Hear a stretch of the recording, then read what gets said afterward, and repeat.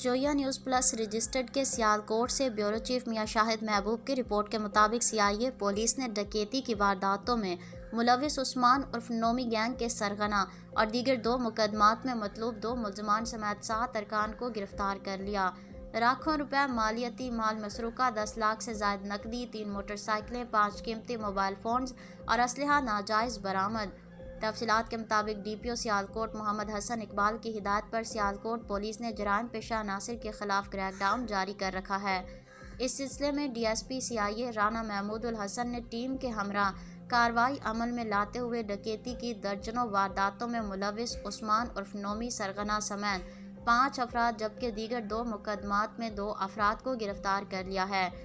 दौरान तफ्तीश मुलजमान के कब्जे से लाखों रुपए मालियती माल मसरूका, 10 लाख से ज़ायद नकदी, 3 मोटरसाइकिलें, 5 कीमती मोबाइल फ़ोन्स और वारदातों में इस्तेमाल होने वाला असलहा पिस्टल 5 आदद मुतादिद गोलियां बरामद हुई हैं।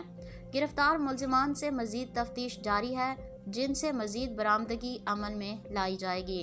डीपीओ सियालकोट मोहम्मद हसन इकबाल ने पुलिस टीम में शामिल अफसरान और मुलाजमान को डकैती में मुलविस मुलजमान को गिरफ्तार करने पर तारीफी सर्टिफिकेट और नकद इनाम देने का ऐलान किया है।